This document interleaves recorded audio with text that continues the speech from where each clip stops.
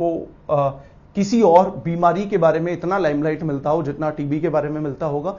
आज भी हमारे देश में 2000 अगर आप 23 का आंकड़ा ले, लगभग 27 लाख लोगों को टीबी हुआ था, जिसमें से लगभग अगर आप मॉर्टेलिटी रेट देखें तो लगभग 3,20,000 लोगों की हमारे देश में टीबी से डेथ हुई थी।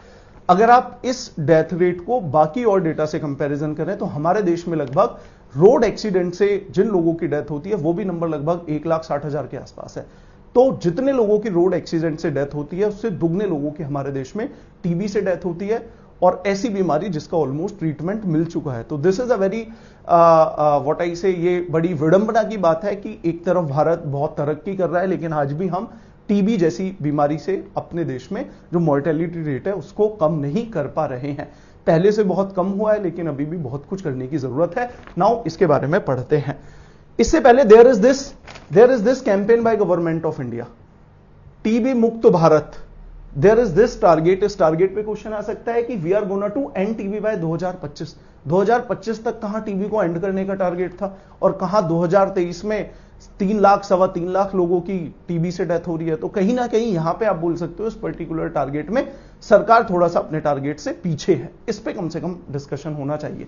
नाउ यहां पे आप देखेंगे, यहां पे मेंशन है कि the nation India is decided to become TB free by 2025, 5 year ahead of the global target. Global target world का जो WHO का टारगेट था टीबी को एंड करने का वो 2030 का था। अंडरलाइन कर लेना इसको। हमने, भारत ने एक एम्बिशियस टारगेट सेट किया कि हम 2025 तक इसको हम सही करेंगे। अच्छा, कई बार मैं यहां पे मेरे दिमाग में भी ये सवाल आता है, एक लीडर अपनी पॉपुलेशन के सामने, अपने एडमिनिस्ट्रेशन के सामने एक बहुत एम्बिशियस टारगेट सेट करे या ना करे, उसे अगर पता है कि मान लीजिए इसी स्पीड से चलते रहे तो 2032 तक या 35 तक हम टीबी को हरा पाएंगे, क्या वो अपने एडमिनिस्ट्रेशन के सामने एक एम्बिशियस टारगेट सेट करे या ना करे, पूरी एनर्जी से उसको अचीव करने की कोशिश करे या ना करे? ऐसे में कुछ लोग बोल देते हैं उस लीडर को कि भाई वो तो फैकू लीडर है। लेकिन अगर एक लीडर एम्बिशियस टारगेट सेट कर रहा है तो इसमें बुराई क्या है? कहीं ना कहीं मेरे भी मन में विडंबना होती है कि मैं भी अपने लिए एम्बिशियस टारगेट सेट करता हूं, तो जब मैं अपने लिए एम्बिशियस टारगेट सेट कर रहा हूं, मुझे पता है इस काम में 10 दिन लगेंगे, लेकिन जब मैं 2 दिन की डेडलाइन दे रहा हूं, तो क्या मैं एक फैकू टीचर या फैकू लीडर बन जाता हूं, या मैं ये जानते हुए कि मैं शायद 2 दिन में ना कर पाऊं लेकिन मैं 3 दिन में तो कर लूंगा जब मैंने एम्बिशियस टारगेट सेट किया हुआ है? तो एम्बिशियस टारगेट सेट करने को लेकर भी कई बार नेताओं को क्रिटिसिज्म झेलना पड़ता है। टीबी 2025 तक एंड करना था। ओके, 2 डेटा, भारत का टारगेट 25 तक एंड करना है, WHO का टारगेट 2030 तक एंड करना है। इन दोनों के बारे में हम देखेंगे। अब इसमें देखना नया ट्रीटमेंट क्या है। यहां पे 2-3 टर्म है जो आपको पता होने चाहिए, और टीबी के बारे में basic exam point of view से जहां पे MCQ बन सकता है वो अभी मैं आपके सामने डिस्कस करूंगा। तो सबसे पहले अगर हम आप टीबी के बारे में पढ़ें तो tuberculosis, this is a bacterial disease. Bacteria से हो सकता है, ठीक है जी। अब बैक्टीरिया से अगर होगा तो ट्रीटमेंट क्या होगा? कोई एंटीबायोटिक होगी, ठीक है। अब यहां पे दिक्कत यह है कि एंटीबायोटिक तो बहुत सारी है, क्या टीबी का बैक्टीरिया उनसे स्ट्रांग है? वो इलाज क्यों नहीं कर पा रहा है?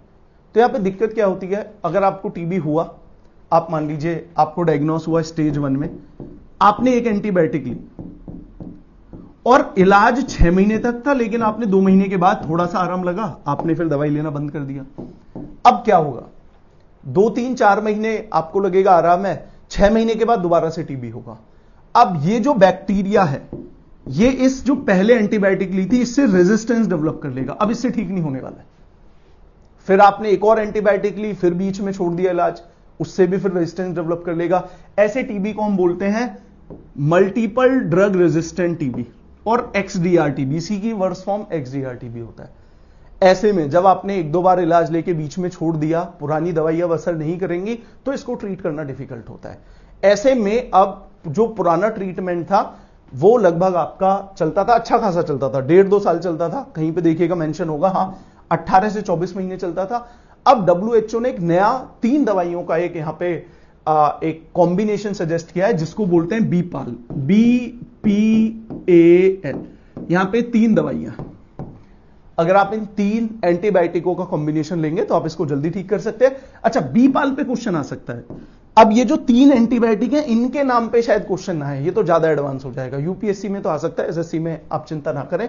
तो एक है इसमें बीडाकुलाइन, दूसरी है इसमें प्रीटोमाइन, और तीसरी है इसमें लाइनजोलिड। तो ये 3 एंटीबायोटिक है। अगर आप इन तीनों एंटीबायोटिक का एक कॉम्बिनेशन देंगे तो इस टीबी को आप, ये जो एमडीआर और एक्सडीआर टीबी है, इसको 6 महीने में आप खत्म कर सकते हैं। इसी टीबी को हम बोलते हैं ड्रग रेजिस्टेंट टीबी। तो एग्जाम पॉइंट ऑफ व्यू से देखिए 10-12 बातें आपको पता होनी चाहिए। पहला, 2025 का टारगेट हमारा, 2030 का टारगेट वर्ल्ड बैंक का। इसके बाद टीबी बैक्टीरियल डिजीज है, और अच्छा ये कम्युनिकेबल भी है। अगर मुझे टीबी है तो जब मैं इनहेल करता हूं, एक्सहेल करता हूं, मैं कम्युनिकेट कर सकता हूं, मेरे से दूसरे व्यक्ति में भी ये फैल सकता है। कम्युनिकेबल है, ये आप बात याद रखिएगा। और ये एमडीआर और एक्सडीआर हो जाता है। और अभी वर्ल्ड बैंक ने एक बीपाल करके 3 एंटीबायोटिक का कॉम्बिनेशन बनाया, वो आपको पता होना चाहिए। इतना अगर आप कर लेंगे तो एग्जाम पॉइंट ऑफ व्यू से काफी है। इसके बाद आज का एक अपॉइंटमेंट पे भी क्वेश्चन आते हैं। दिस इज, ऐसे अपॉइंटमेंट पे तो क्वेश्चन आना ही चाहिए। हमारे देश में कोई भी आईएएस बनना सब लोगों का एक सपना होता है, लेकिन शायद आपको पता होगा जितने भी आईएएस बनते हैं उसमें से वो आईएएस टॉप मोस्ट किस पोजीशन पे पहुंच सकते हैं, तो वो आपकी पोस्ट है कैबिनेट सेक्रेटरी। एक आईएएस शायद इससे ऊंची पोस्ट पे नहीं पहुंच सकता। हमारे देश में जो भी ब्यूरोक्रेसी का पिनैकल